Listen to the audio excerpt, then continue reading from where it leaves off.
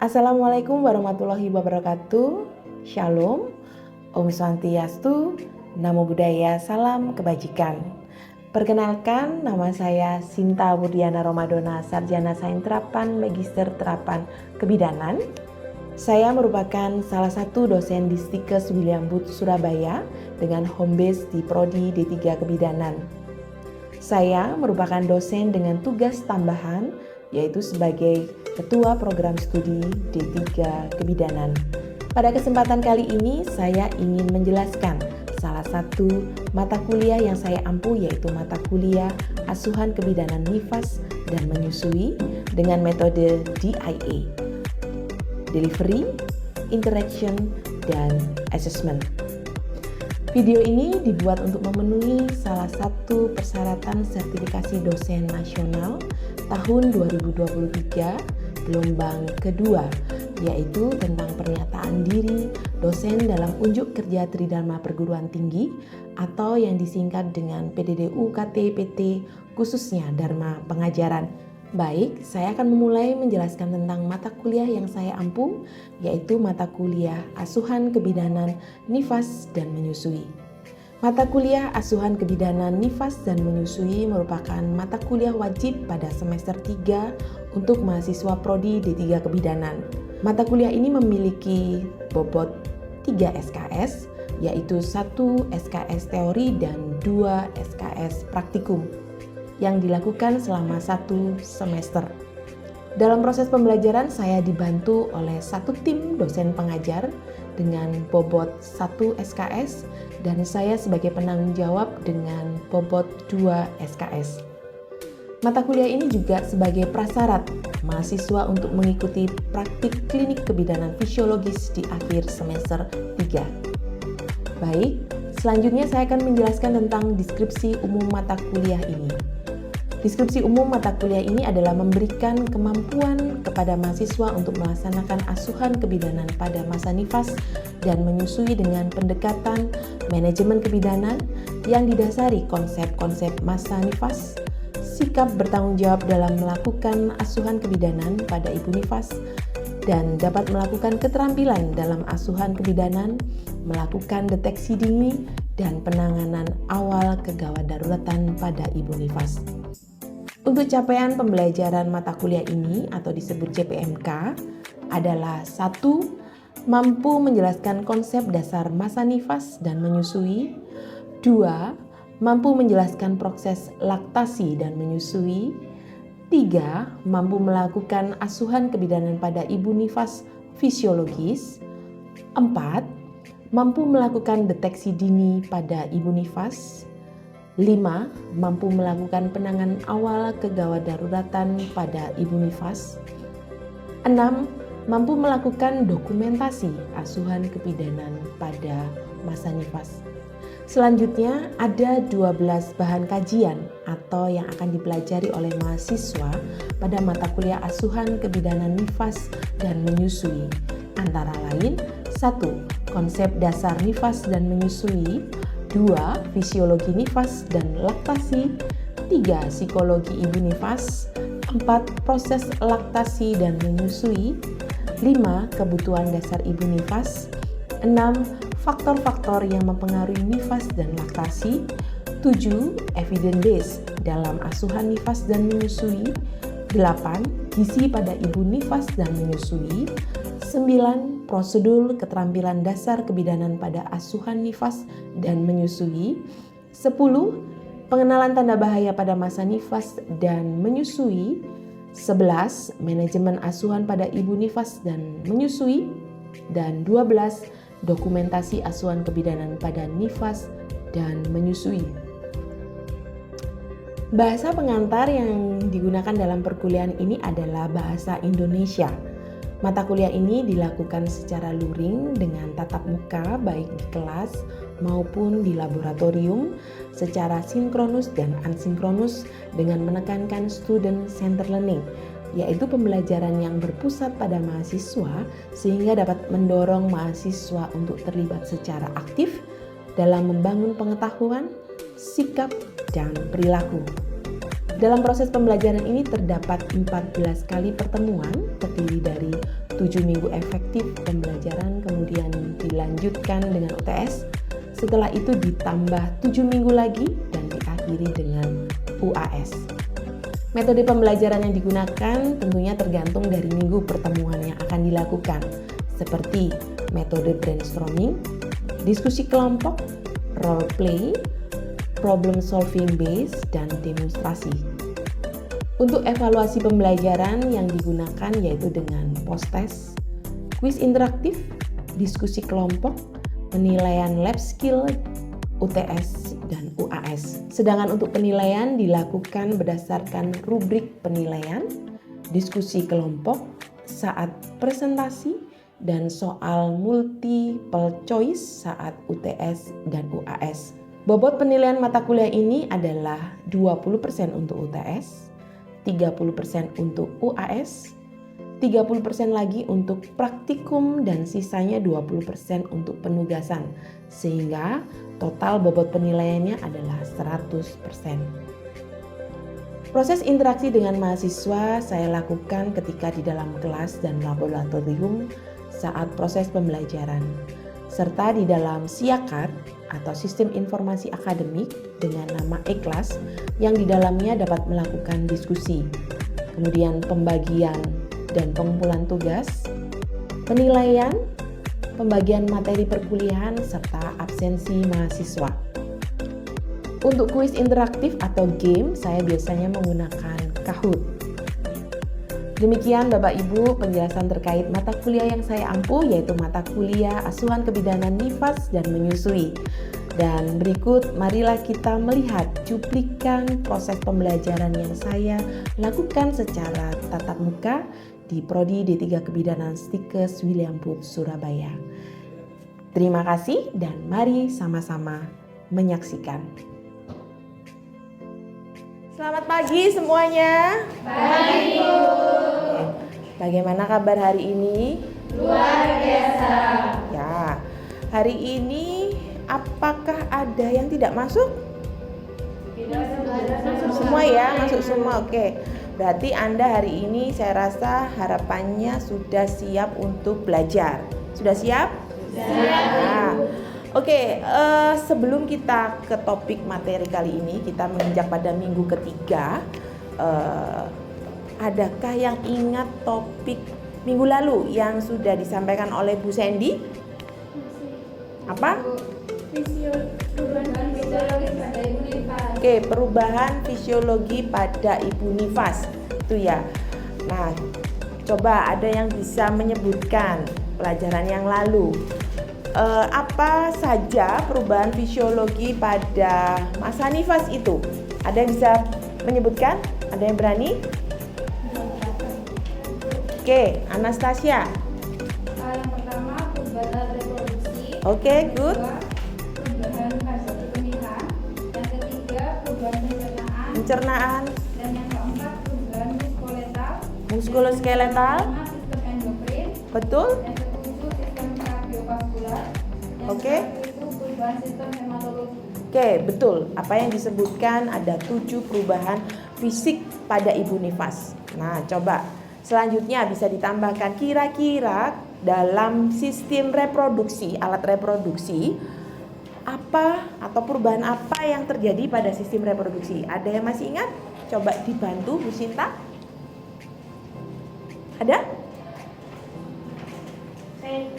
Oke, Angel. Tentang perubahannya di sistem alat reproduksi Mm-mm. itu terjadi involusi alat kandungan atau uterus kembali seperti semula dan Oke, betul. Terjadi proses involusi, yaitu apa? Proses kembalinya alat reproduksi kembali seperti semula ya sebelum dia melahirkan. Oke. Pada topik kali ini masih ada hubungannya dengan pembelajaran yang lalu, yaitu tentang perubahan adaptasi psikologi dalam masa nifas.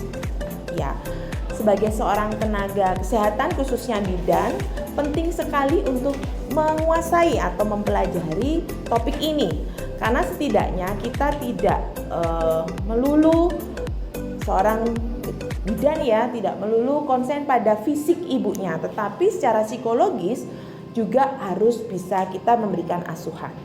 Ada 5 topik dalam pembelajaran kita kali ini. Pertama, pengertian. Kedua, fase adaptasi psikologi ibu nifas.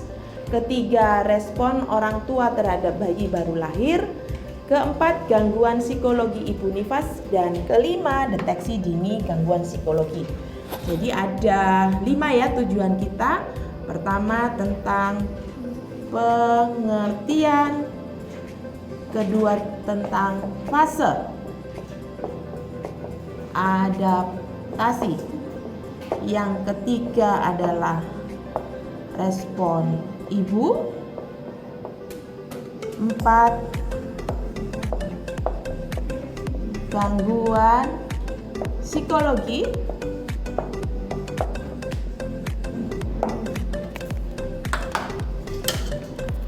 Dan kelima adalah deteksi dini. Jadi kurang lebih dalam pembelajaran ini ke depan saya akan menjelaskan 5 topik ini. Nanti saya akan menjelaskan dengan ceramah gitu ya. Di tengah-tengah pembahasan atau saya ceramah dan kita diskusi, boleh Anda bertanya jika tidak mengerti. Di akhir pembelajaran saya juga akan mengevaluasi, kita nanti juga akan ada kuis interaktif dan dalam kuis ini Anda akan mendapatkan poin jika bisa menjawab. Oke ya? Baik, saya lanjutkan. Sebelum saya ke topik dari pengertian dulu, kita akan saksikan video ini.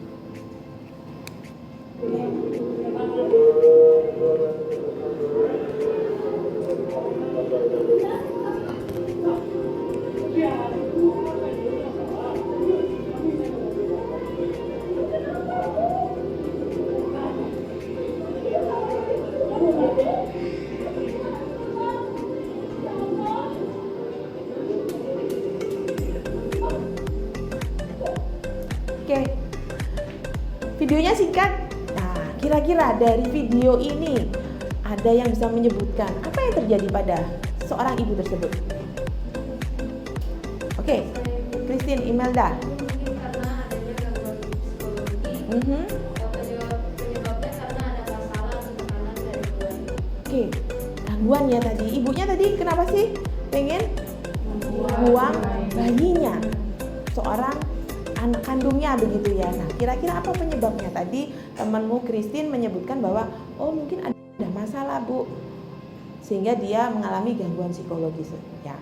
Nah, dari sini kita akan belajar lebih lanjut lagi tentang apakah memang bisa seorang ibu nifas itu mengalami gangguan psikologi.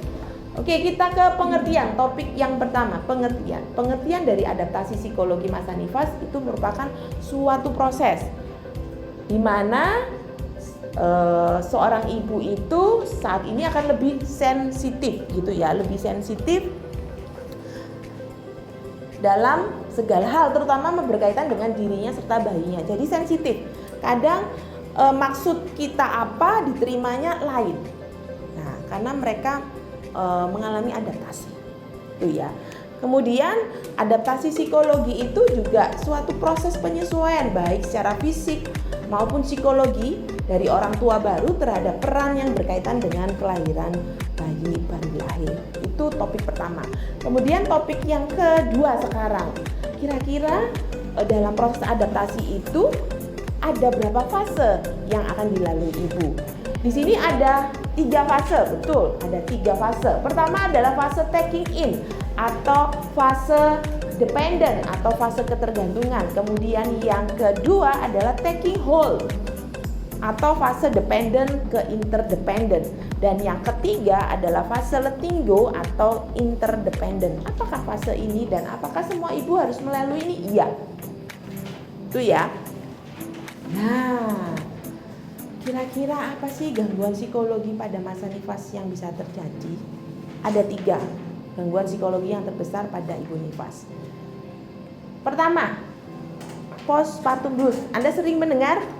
Sering. Ya, bahkan kesehatan mental sekarang ini menjadi topik atau isu ya, karena banyak hal yang terjadi. Anda sering mendengar seorang bayi ditelantarkan oleh ibu, dibuang, bahkan dibunuh.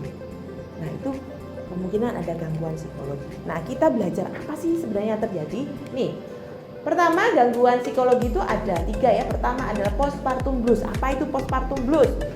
Itu adalah gejala depresi pada perempuan pasca persalinan antara hari ke-7 sampai dengan 14, dan ini terjadi sementara waktu ya, dan akan hilang sendirinya tanpa pengobatan. Karena pada fase ini seorang ibu masih bisa merawat bayinya. Oke, masih bisa. Karena dia ini hanya mengalami reaksi seperti ini. Pertama, gejalanya apa? Depresi. Gejala depresi, murung, sedih gitu ya. Dan disforia. Apa disforia? Disforia itu suatu perasaan yang nggak nyaman. Aku nggak nyaman dalam posisi ini. Ya, dia nggak nyaman, nggak senang. Lawan kata dari euforia. Kalau euforia apa? Senang gitu ya. Nah, ini disforia itu aku nggak nyaman, sedih. Itu adalah gejala depresi awal. Kemudian dia nangis, dikit-dikit nangis, nggak bisa nangis gitu kan. Dan mudah tersinggung ini. Niatnya memberitahu yang baik, tapi dia penerimaannya beda. Kemudian labil perasaannya gitu kan, cenderung menyalahkan diri sendiri. Aku kok nggak bisa sih, padahal aku ini lulusan kebidanan tapi nggak bisa merawat bayiku. Padahal aku lulusan S3 tapi aku kok jadi ibu gagal. Nah, itu kadang ada perasaan seperti itu. Dan biasanya pada ibu dengan postpartum blues itu gangguan tidur dan nafsu makannya berkurang. Itu ya. Kemudian secara etiologi apa sih penyebabnya? Nah, ini sebenarnya yang terbesar adalah faktor hormonal. Dimana ketika hamil estrogen itu naik gitu ya, kemudian waktu persalinan turun estrogen progesteron. Nah, terjadi perubahan hormon yang drastis. Kemudian yang kedua faktor demografi umur. Terlalu muda itu juga bisa mempengaruhi emosinya masih tidak stabil gitu kan. Jumlah paritas juga bisa mempengaruhi. Orang yang baru melahirkan dengan yang sudah berpengalaman berbeda nggak? Berbeda. Penerima beda. Orang yang sudah 5 kali melahirkan pasti udah ini yang ke-6 gampang, sudah punya pengalaman. Saya sudah lulus 5 anak gitu ya, dibanding dengan yang baru gitu kan, newbie gitu kan. Kemudian latar belakang psikososial ibunya. Apakah ibunya pernah menderita gangguan psikologi sebelumnya? Juga bisa. Oke. Yang kedua adalah apa? Depresi postpartum. Kalau postpartum blues ini tidak tertangani, ibu bisa jatuh ke dalam depresi postpartum. Oke, sebelum ke depresi postpartum ada yang ingin ditanyakan? Mungkin tidak jelas? Boleh bertanya. Kalau tidak ada, saya lanjut boleh? Boleh. Depresi postpartum, suatu depresi pada perempuan setelah melahirkan terjadi dalam kurun waktu apa? 4 minggu. Dan ini kalau nggak teratasi bisa lebih parah lagi. Dan ini biasanya terjadi 20% ibu baru melahirkan jatuh ke dalam depresi postpartum. Itu menurut Bobak dan Jens dari penelitiannya. 20% ibu bisa. Kemudian setelah melahirkan, apa sih penyebabnya? Ini setelah melahirkan perubahan hormonal yang terjadi dalam tubuh perempuan dapat memicu apa? Depresi. Tadi sama perubahan hormonal. Dalam jangka 24 jam nih, dalam waktu sehari nih, setelah melahirkan jumlah estrogen dan progesteron ini normal. Habis turun, habis itu dalam sehari balik lagi normal kadarnya. Nah, itulah yang fluktuatif dalam perubahan hormon yang membuat mood swing, perubahan mood. Yang awalnya sedih jadi senang, kadang yang awalnya senang jadi sedih begitu.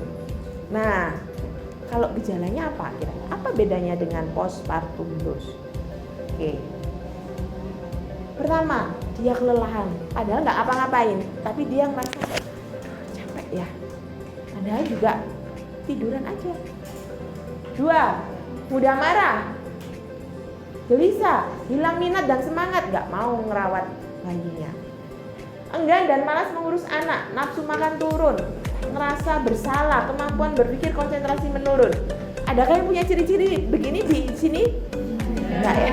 Hati-hati kalau Anda memiliki ciri-ciri di sini, berarti aku depresi enggak ya gitu. Saya rasa enggak ya Anda ya. topik kita pada kali ini sudah selesai sampai ke deteksi dini. Kita sudah sampai di akhir perkuliahan ya. Oke, saya bisa mengambil ini ya statement bahwa sebagai bidan seyogyanya pada saat memberikan asuhan kebidanan juga memperhatikan apa?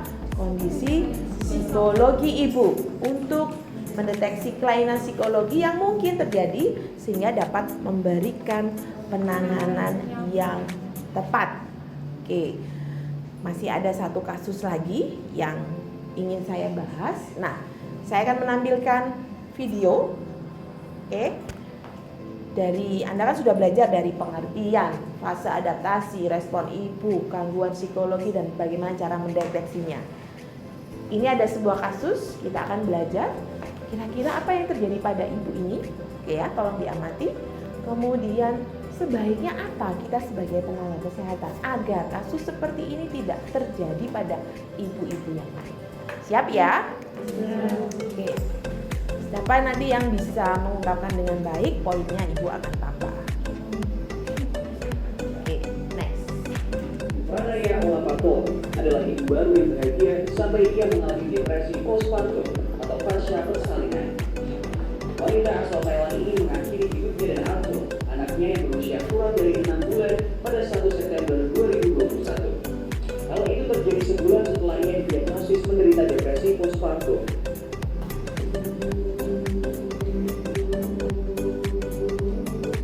Oke, saya stop. Singkat videonya, tapi saya rasa sudah bisa kalian analisis kasus tersebut. Nah, kira-kira apa yang terjadi pada ibu ini? Ada yang bisa menjawab? Oke, Priska.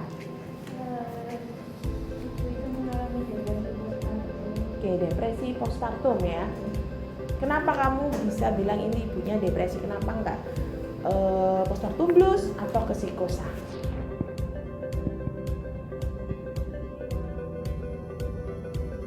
Tadi ciri-cirinya apa ibunya? Ada yang bisa bantu? Ciri depresi postpartum yang pertama itu mudah lelah, marah, terus kehilangan minat dan semuanya juga hilang terhadap untuk merawat bayinya. Oke. Sehingga dia lebih kepada dirinya sendiri dan tidak mempedulikan lingkungan sekitar. Jadi dia ingin menghilang dari apa yang dia lakukan saat ini. Iya. Karena dia merasa gagal menjadi seorang ibu. Padahal latar belakang dari Pranaya ini adalah dia lulusan S3 di Universitas Oxford, luar negeri. Tapi dia merasa apa? Merasa gagal menjadi seorang ibu. Ya betul, betul Priska bilang ini depresi. Oke, karena dia belum sampai ke halusinasi begitu ya.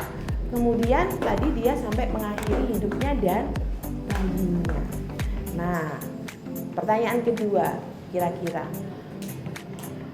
apa pencegahan atau penanganan agar ibu ini, kasus ini tidak bisa terjadi pada ibu yang lain? Mungkin? Oke, Priska dilanjutkan. Penanganannya pertama itu Oke, dukungan keluarga, betul? Setuju? Oke. itu keluarganya membantu merawat bayi, sama yang kedua dirujuk ke ahli psikiater. Psikiater tadi perawatan bayinya hendaknya dihandle oleh keluarga. Setuju ya? Kalau keluarga sudah mengetahui ciri-ciri dia atau butuh bantuan, keluarga hendaknya menghandle dari perawatan si bayinya, sehingga ibunya lebih fokus ke perawatan atau kesembuhan dirinya. Kemudian yang ketiga, harusnya dia sudah bertindak ke pengobatan ya, medis, ke psikologi atau ke psikiater. Itu untuk studi kasus dari bayi ini. Oke. Dari sini ada yang ingin ditanyakan? Sebelum kita ke kuis. Oke. Kuis, sudah siap kuis ya? Oke, sudah siap kuis. Nanti siapa yang bisa menjawab akan Bu Sinta tambah poinnya. Oke, next. Pertama. Soal pertama. Pada masa postpartum terjadi adaptasi psikososial menurut Rubin terbagi menjadi 3 tahap, yaitu Siapa yang bisa menjawab?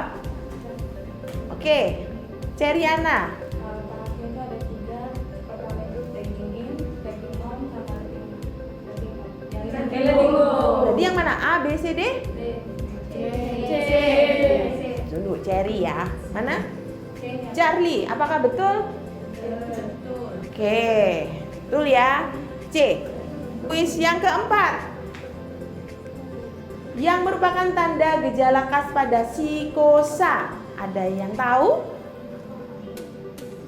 Oke. Tanda yang paling menonjol yaitu B, waham. Waham. Atau berhalusinasi. Waham atau berhalusinasi ya. Seperti yang kita tahu tadi bahwa ciri dari psikosa itu waham, halusinasi. Tuh. Saya rasa dari kuis ini sudah dapat nilainya ya. Yang belum dapat poin jangan bersedih. Ya, semangat untuk belajar untuk pertemuan berikutnya. Itu ya. Oke, sebelum saya akhiri, adakah yang bisa membuat kesimpulan dari pertemuan kali ini?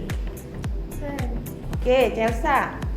Kesimpulan yang dapat saya ambil, adaptasi psikologi adalah proses penyesuaian diri terhadap fisik maupun psikis ibu, Oke. di mana ibu menjadi lebih sensitif terhadap segala hal. Terdapat 3 fase, yaitu tagging in, tagging on, dan letting go. Lalu gangguan adaptasi psikologi pada ibu nifas, yaitu yang pertama postpartum blues, yang kedua depresi postpartum, dan yang ketiga psikosa postpartum. Oke, betul. Ada yang bisa menambahkan mungkin? Oke, Ivon. Kesimpulan yang saya ambil hari ini, adaptasi psikologi merupakan kondisi di mana seorang ibu postpartum, di mana ibu merasa sensitif dalam segala hal, terutama berkaitan dengan dirinya dan Betul. bayinya. Perubahan fase psikologi pada ibu nifas itu ada 3. Yang pertama tagging in, yang kedua tagging on, dan yang ketiga itu letting go. Dan yang ketiga itu cara mendeteksi gangguan psikologi pada ibu. Yang pertama itu tenaga kesehatan lebih peka terhadap ibu nifas. Oke, Dan good. yang kedua, bidan juga lebih mengetahui tanda-tanda gangguan psikologi seperti ekspresi sedih pada ibu, gangguan tidur, gangguan cemas, dan perubahan mental. Oke, terima kasih Chelsea dan Ivon. Baik, terima kasih untuk Ivon dan Chelsea yang sudah bisa menyimpulkan dari pembelajaran kita hari ini. Betul, bahwasanya tadi Anda sudah paham tentang pengertian, fase adaptasi, itu ya, kemudian respon ibu, macam-macam gangguan psikologi dan cara deteksinya. Dan saya simpulkan bahwa Anda tujuan pembelajaran kali ini sudah berhasil diterima oleh kalian. Dan tidak lupa untuk tugas minggu depan, oke ya. Tugas minggu depan adalah membuat makalah dengan studi literatur terkait gangguan psikologi. Dibagi 3 kelompok ya, kemudian dikumpulkan di e-class. Untuk detail bagaimana cara pembuatan tugas ini, Anda bisa langsung klik di e-class. Paham? Paham. Oke. Kalau begitu, Ibu Sinta akhiri. Semoga bermanfaat kali ini dan mohon maaf kalau ada salah kata dari Ibu Sinta. Terima kasih dan selamat pagi semuanya. Oke, terima kasih. Baik, demikian tadi tayangan terkait proses pembelajaran mata kuliah yang saya ampuh, yaitu mata kuliah Asuhan Kebidanan Nifas dan Menyusui. Semoga bermanfaat. Terima kasih dan sampai jumpa. Assalamualaikum warahmatullahi wabarakatuh. Shalom. Om Swastiastu, Namo Buddhaya. Salam kebajikan.